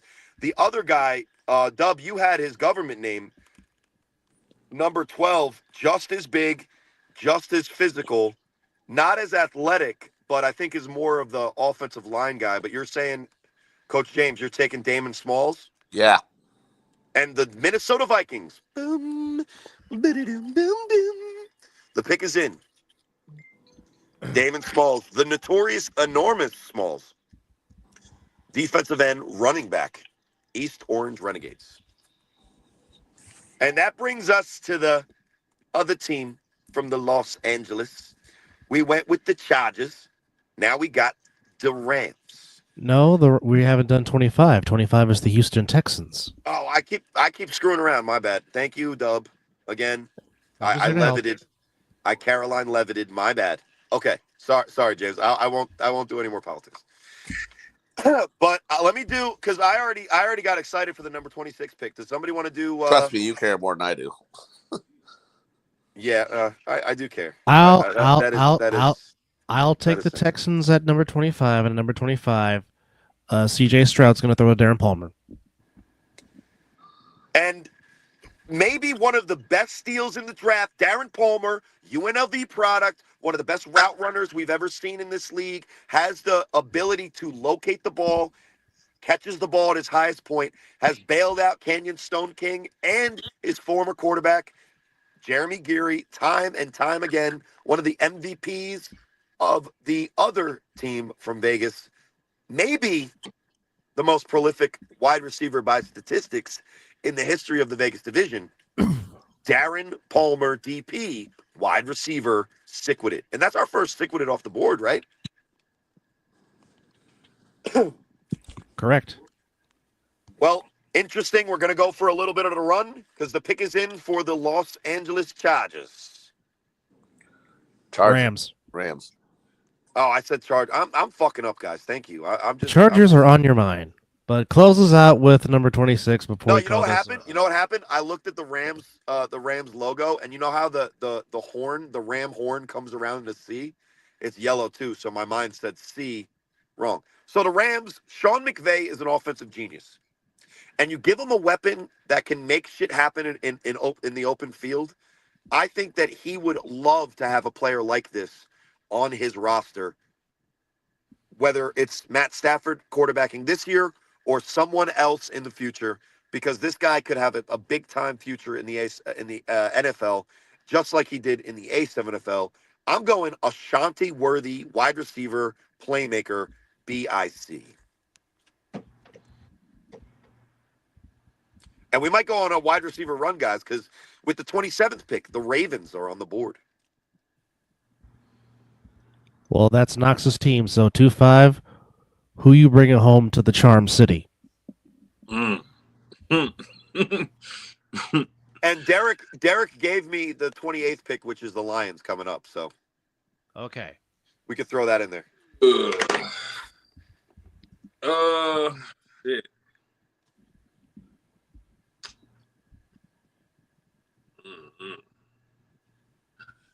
Do you go tight end because their tight end dropped the pass when he needed to make the catch, right? That was a drop, right? We'll say it's a drop. That Nah, was that's my guy. I don't want to throw Andrews under the bus. drop a bad ball. That was everything. I like that you said that, Knox, because honestly, what happened on that play is he hesitated with a wide open player, and Yeah. that slight hesitation and the bad ball made it so that in the moment he had to catch it and get it over the goal line, and he didn't have enough time, so he tried to do two things at once. So I think even Lamar Jackson would say that's on me. I got to throw a better ball. But Yeah. hey, that's the NFL. It's one play. The difference between Josh Allen and Lamar Jackson in that divisional playoff game. Do you go wide receiver? You add a defensive edge rusher, a Trey Baskerville, maybe a Kason Campbell. I do like Kason. Kason is Maybe nice. you go running back. I think there's a couple of good running backs. I think if you look at the statistics, Hawks running back, and this is just a shout out to my guy. They called him Whole Lotta Jones in week one. His name is actually Delron Simmons. I think he's already over in 4 games. He's already over 550 yards. And that's on an offense that I'm calling plays for. So you know that he's getting Running back though. If I'm going running back, yeah, he's nice. I did see a couple of games where he did do his thing, but you could go wide receiver Kason Campbell too from BIC. He's leading the league with touchdown passes. I was leaning towards BIC with the pick, but I would have to go ice cream truck. I like him. Interesting. Now, I'm going to be honest. Do you guys prefer the pre-weight loss ice cream truck where he was a viral sensation because it was just jarring to watch a guy that big move like that? So who are you taking number 27? Donnell Hubbard, ice cream truck, running back, BIC. That sounds like a Baltimore Raven type player. Yeah, I mean, shit. He kind of fits the mold. And Derek Duncan said that since Danye Lyons has picked the Lions should get a corner, and he doesn't even play in the league, but Derek gets to do whatever he wants. Former cornerback from BIC, Ricky Tate. You know the bald guy, the guy that no hair, like either eyebrows either. You know what I'm saying? Ricky Tate from BIC, good player. Which brings us to what some might have said would be the Redskins, but that was a long time ago. So we'll say the commies. We'll say the communists. The Washington Commanders are on the clock. I guess I'll take the pick. You have not picked in a while, so it is your turn, yes. Jaden Daniels is special. Who was the pick Yeah, for he the is. Steelers, Dub? Steelers was Juice. Yeah, I don't remember. Oh.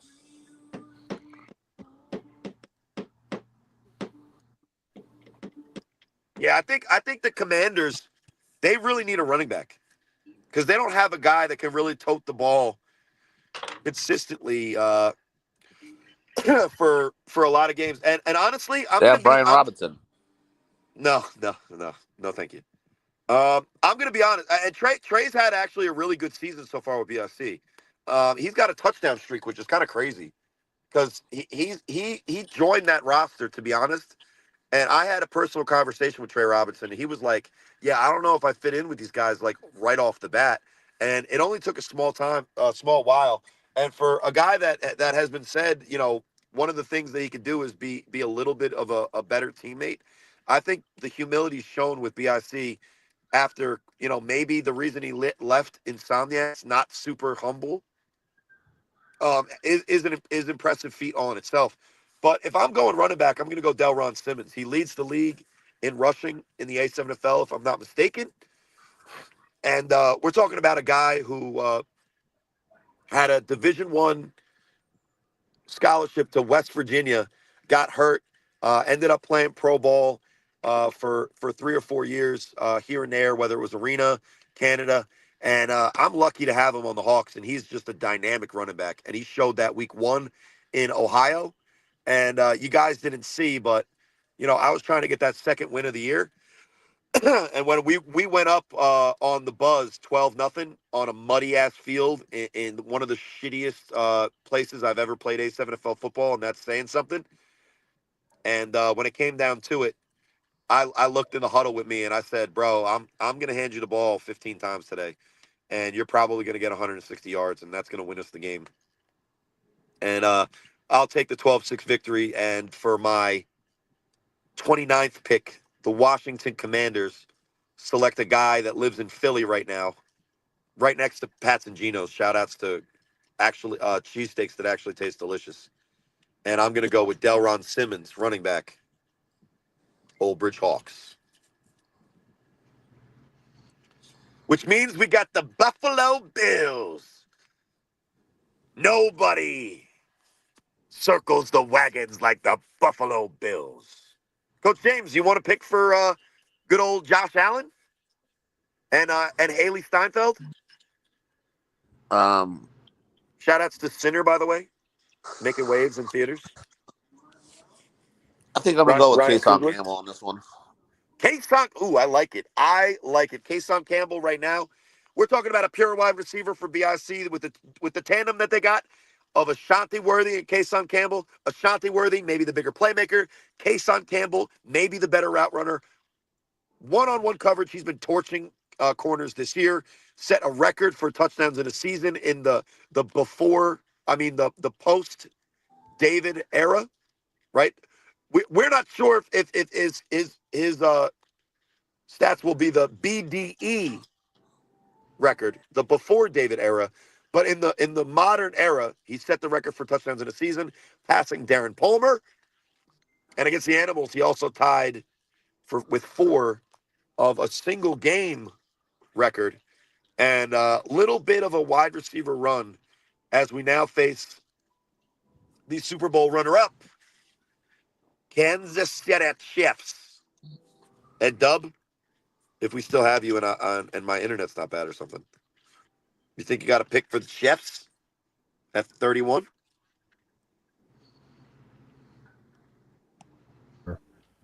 Hear me blow my nose on the air. No, And I didn't hear it. hello, Mr. Gaither. No, it's because I'm near the mic. But for the Chiefs, at number 31,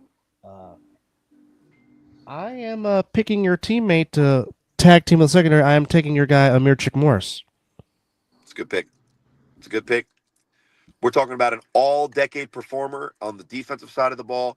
Has scored offensive touchdowns in all 3 games that he's been healthy for this season. Chick Morris, one of the league leaders in interceptions in the playoffs last year, and he only played in 2 games, had 4 interceptions in the playoffs last year. Good pick for the Kansas City Chiefs, Amir Chick Morris, and that's now the second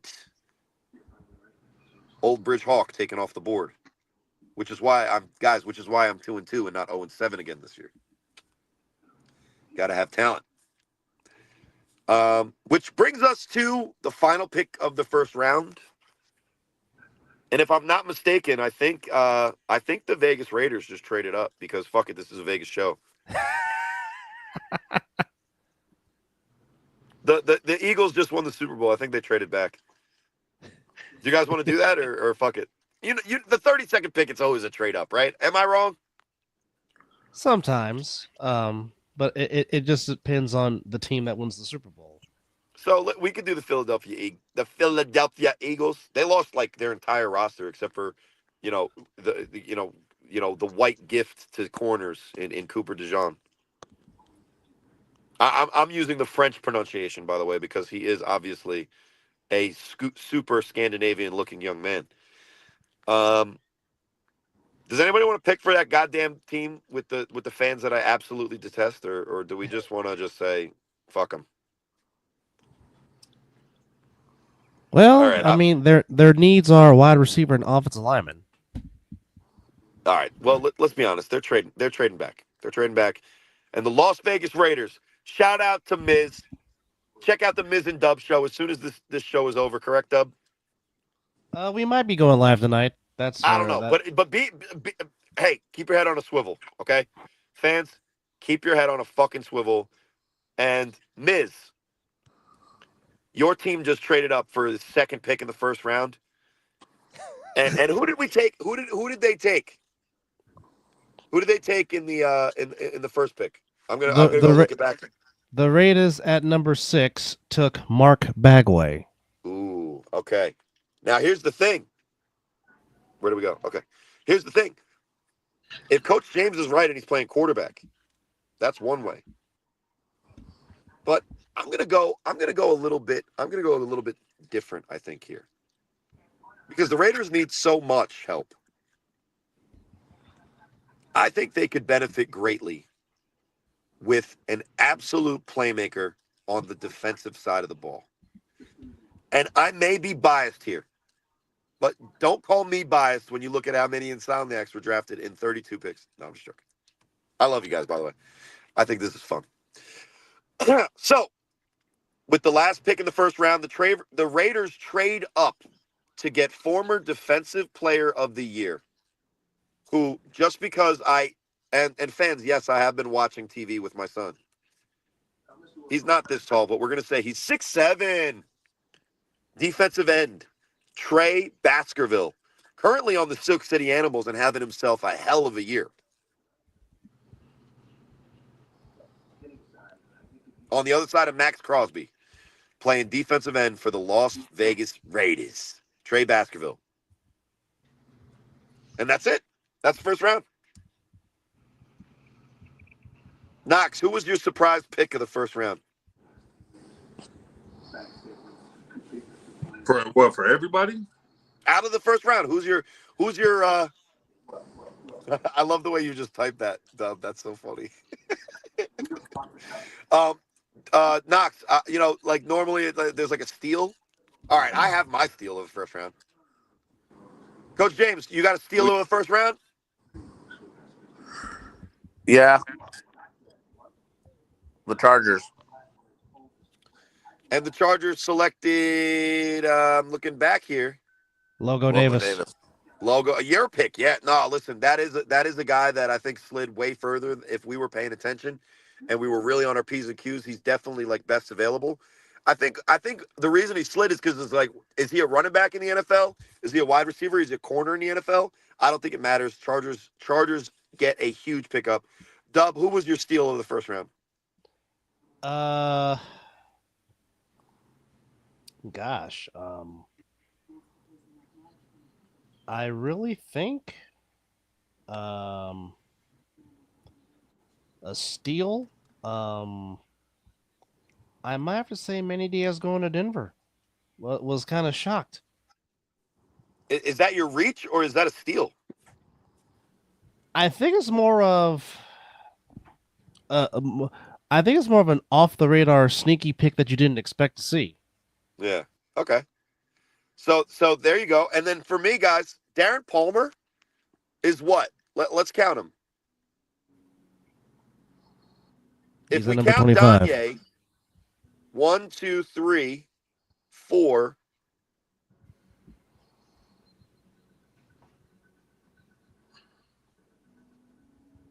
5, 6,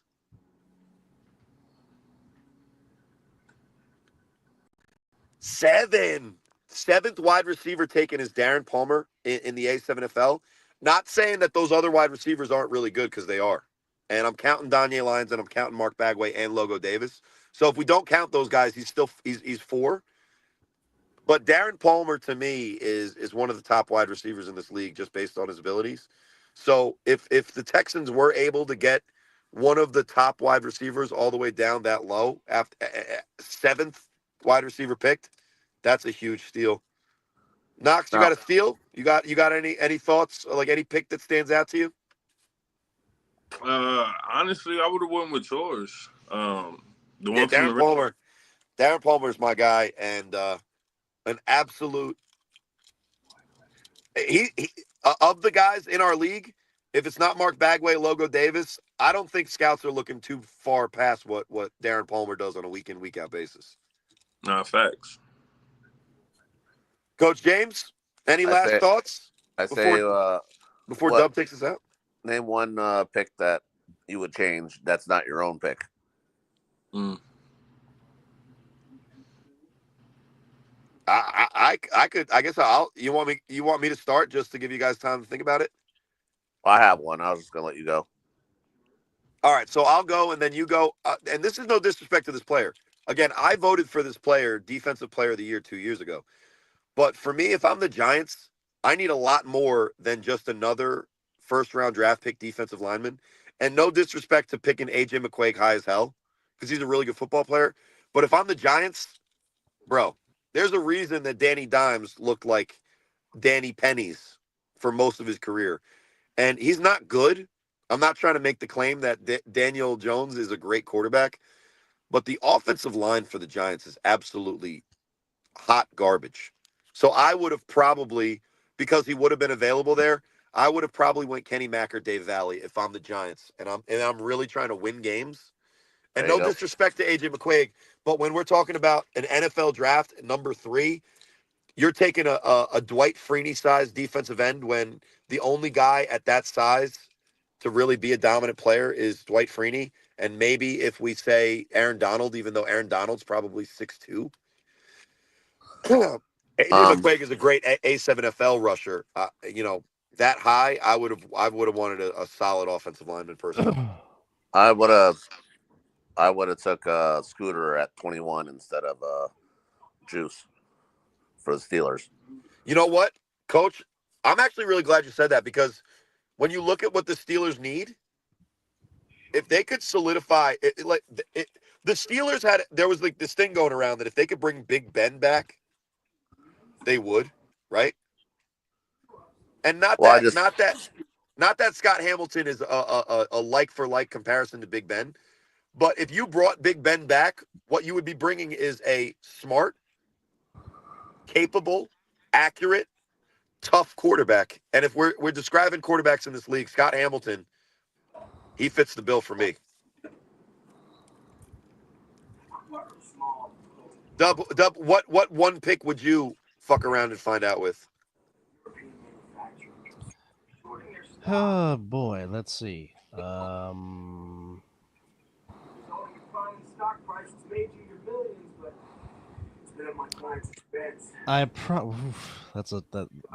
tough because I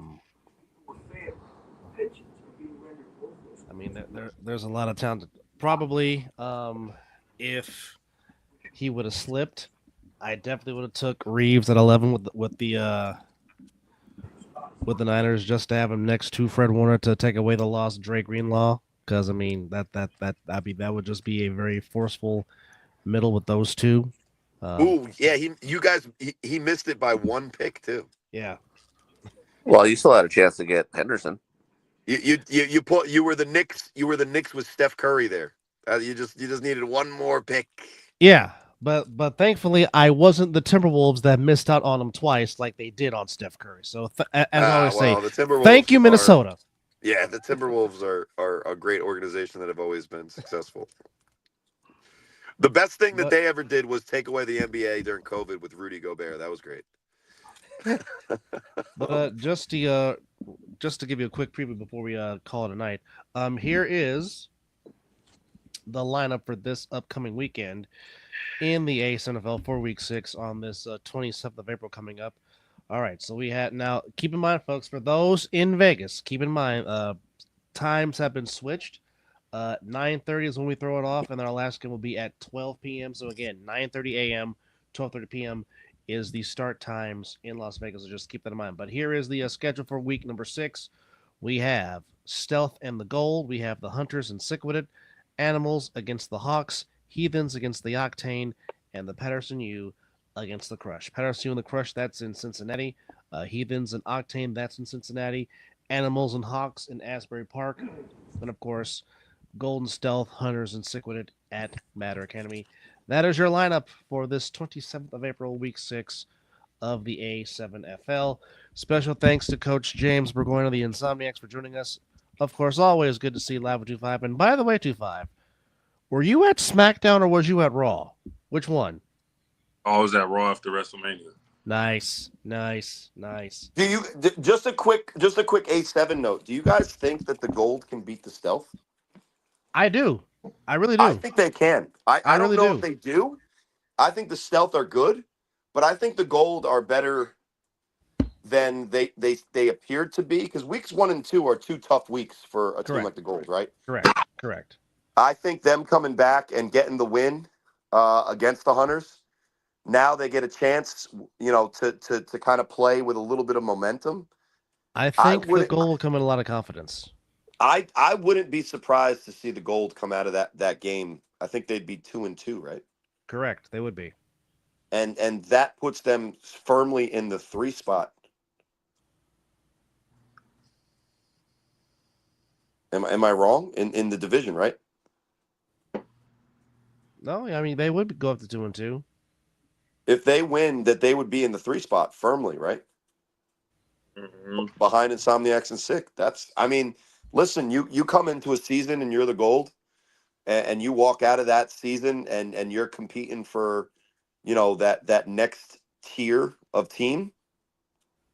I like the cut of Jeremiah Reeves' jib, right?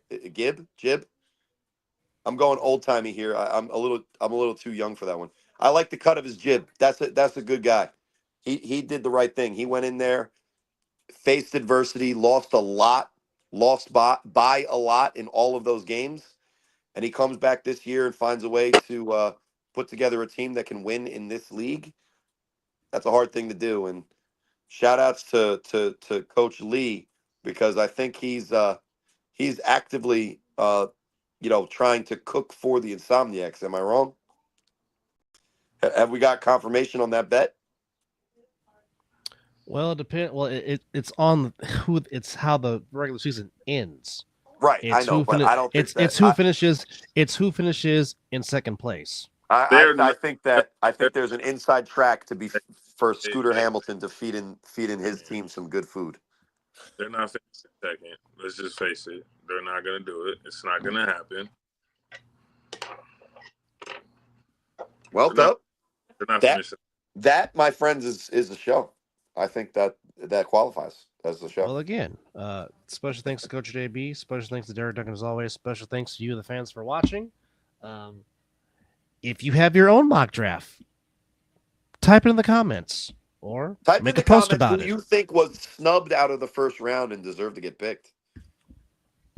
But anyhow, again, as Coswell is going with the upset, he's picking the Gold over the Stealth.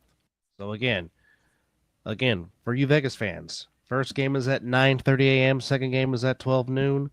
So again, join us at Matter Academy. Join us at Asbury Park, New Jersey. Join us in Cincinnati. Again, real quickly, schedule again for Week 6. It is Gold Stealth 9:30 a.m. at Matter, 12 o'clock p.m. Hunters and Sick, 1 p.m. Eastern, 10 a.m. Pacific in Asbury Park, Cincinnati. Heathens and Octane, Animals and Hawks.